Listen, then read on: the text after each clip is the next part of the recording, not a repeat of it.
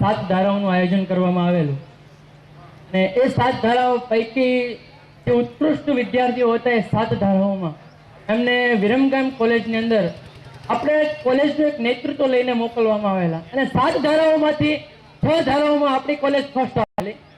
એમાં એ આપણું કોલેજનું ગૌરવ વધારી દીધેલું. ત્યાં પણ એમને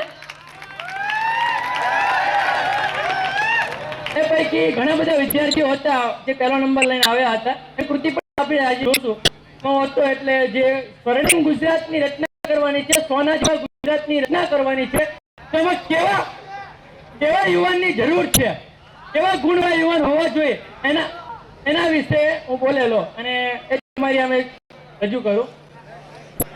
અધ્યાપક મિત્રો અને વિદ્યાર્થી ભાઈ બહેનો, આજનો વિષય સ્વર્ણિમ ગુજરાતમાં યુવાનનું યોગદાન.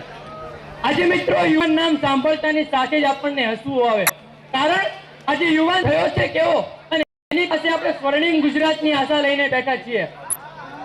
આજના યુવાન માટે કહેવાય કે સિગારેટના ધુમાડામાં ફૂંકાતી યુવાની, પાનની પિચકારીમાં લૂંટાતી યુવાની, અરે સિનેમાની બારીએ લટકતી યુવાની, તો પછી ગંજીપાના ખેલમાં વેચાતી યુવાની, ટોળામાં બેસીને લલકાર અને પડકાર કરનારા આપણને ઘણા યુવાનો જોવા મળે, પણ એ જ યુવાન જ્યારે મુસીબતની પરિસ્થિતિમાં મુકાઈ જાય ને ત્યારે ઉંદરની જેમ છુપા જતા પણ એને વાર નથી લાગતી.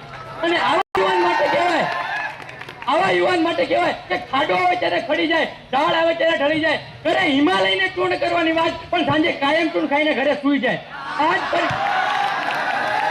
જો મિત્રો આ જ પરિસ્થિતિ ચાલુ રહેશે ને તો તમને અને મને બધાને ખબર છે કે આપણો સમાજ કઈ દિશામાં જવાનો છે. એટલે જ કોઈ કવિએ લખ્યું છે કે કાસ્કો અને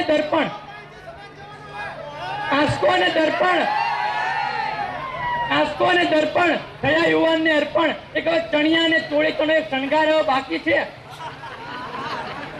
યુવાન નીચે થઈ ચાલ નકરાળી અને માથે છે વાળનો મૂછો. ફક્ત હવે એક મિત્રો નાજુક ઝાંઝટનો ઝણકાર હવે એક બાકી છે.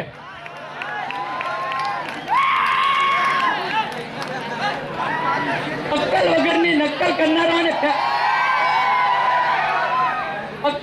નક્કલ કરનારો અને ફેશનની પાછળ આજે યુવાન ગાંડો થઈ ગયો છે, આંધળો થઈ ગયો છે. ઈટ ડ્રિંક અને મેરી, ખાવા પીવા અને જલસા કરવાની વૃત્તિ વાળો થયો છે યુવાન. માણેકચંદની મોં જોઈને મલકાતો અને 5 રૂપિયાની પાણીપુરી ખાઈને પાણી થઈ જનારો આજનો યુવાન. શું આવા યુવાન પાસે આપણે સ્વર્ણિમ ગુજરાતની આશા રાખી શકીએ ખરો? ના મિત્રો, તો કેવા ગુણવાળા યુવાનની જરૂર છે. ઉપનિષદોના ઝરૂખામાં જો મિત્રો ડોકી રહે ને તો આપણને ખ્યાલ આવે કે યુવા જાત આશિષ્ટ જડિષ્ઠ બલિષ્ઠ. યુવાન આશાવાન, દઢવાન અને બળવાન હોવો જોઈએ. આઈ કેન ડુ ની વૃત્તિ નિર્માણ કરવા વાળો યુવાન હોવો જોઈએ. હું કરી શકું છું, હું બની શકું છું અને હું બદલી શકું છું ની વૃત્તિ નિર્માણ કરવા વાળો યુવાન હોવો જોઈએ. સ્વામી વિવેકાનંદ શિકાગોની ધર્મ પરિષદમાં ગયા ને ત્યાં પણ એમને ભારતીય સંસ્કૃતિનો ડંકો પકડી દીધો અને ત્યાં પણ એમને કહી દીધું કે ગીવ મી 100 નથી કહેતા, I will change the world. તમે મને 100 નથી કહેતા આપો, હું આખા વિશ્વને બદલી નાખીશ. Nothing impossible in the world કહેવા વાળો નેપોલિયન બોનાપાર્ટની ડિક્શનરીની અંદર ઇમ્પોસિબલ શબ્દ બાકાત છે, કારણ યુવાન માટે બધું શક્ય છે.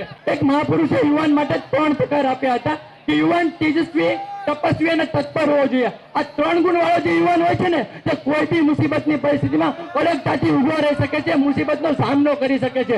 પણ મિત્રો, સમાજની અંદર આપણને આવા યુવાનો જોવા મળે ખરા? ના, કારણ કે આપણે સમાજની અંદર યુવાન માટે જે વૃત્તિવાચક શબ્દ હતો ને એના બદલે વયવાચક શબ્દ બનાવી દીધો. 18 થી 35 વર્ષનો અને હષ્ટપુષ્ટ વ્યક્તિ હોય એને આપણે યુવાન કહીએ છીએ, પણ મિત્રો ખરેખર યુવાન છે ખરો?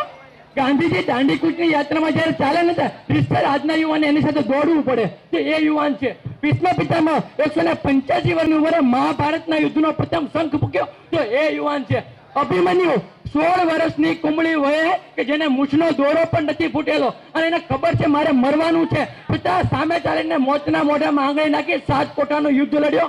અરે એ મિત્રો યુવાન છે. આવા ખુમારી વાળા યુવાનની જરૂર છે. અને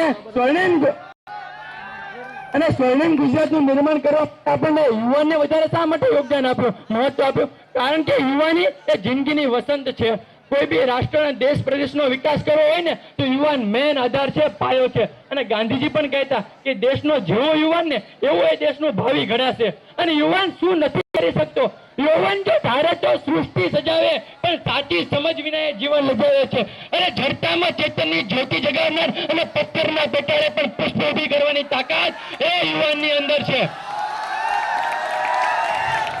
અક્કલ અને યુવાન સાચો પ્રતિકૂળતાના પર્વતને ઓળંગી જાય. અને મિત્રો, સાહસના સત્વારે તો સાગરને પણ કૂદી જાય. આવા ખુમારી વાળા છે યુવાનો.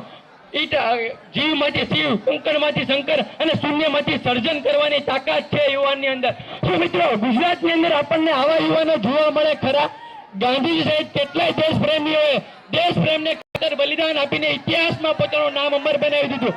અનિલ અંબાણી અને મુકેશ અંબાણી ઇન્ડસ્ટ્રીયલ ક્ષેત્રે, તો સાહિત્ય ક્ષેત્રે ઝવેરચંદ મેઘાણી, શ્યામ પિત્રોડા વૈજ્ઞાનિક ક્ષેત્રે, તો પછી આવા અનેક કલાકારોએ ફક્ત ગુજરાત ને ભારતની આંતરરાષ્ટ્રીય લેવલે રમીને પણ ગુજરાતનું નામ અને પોતાનું નામ રોશન કરી દીધું છે. તો આજે યુવાનની સાચી પરિભાષા મિત્રો સમજવી હોય ને તો શ્રી નરેન્દ્રભાઈ મોદીની અંદર આપણને જોવા મળે. સબળ વ્યક્તિત્વ, દીર્ઘ દ્રષ્ટિ, જવાબદારીનું ભાન અડગતા એમની અંદર આપણને જોવા મળે. તો એમના નેતૃત્વ કે નહીં તો ફૂલની પાખડી, પણ આપણે પણ સ્વર્ણિમ ગુજરાતના નિર્માણમાં આપણું એક યોગદાન આપીએ. તો લાખો યુવાનો ઉભા થશે ને તો સ્વર્ણિમ ગુજરાતનું નિર્માણ કરવાની જરૂર નથી મિત્રો. સ્વર્ણિમ ગુજરાત આપોઆપ ઊભું થશે. અંતે હું એટલું જ કહીશ કે સુતેલી ફૂંકને જગાડો હવે, સુતેલી ફૂંકને જગાડો હવે, લ્યો આ શંખનાદ વગાડો. ટૂંકમાં ગોવર્ધન પર્વત ઉચકાઈ રહ્યો છે હવે. ટૂંકમાં ગોવર્ધન પર્વત હવે ઉચકાઈ રહ્યો છે. બીજું કાંઈ ન કરો તો કઈ નહીં, પણ ધીમેથી લાકડી અડાડો. અસ્તુ ધન્યવાદ.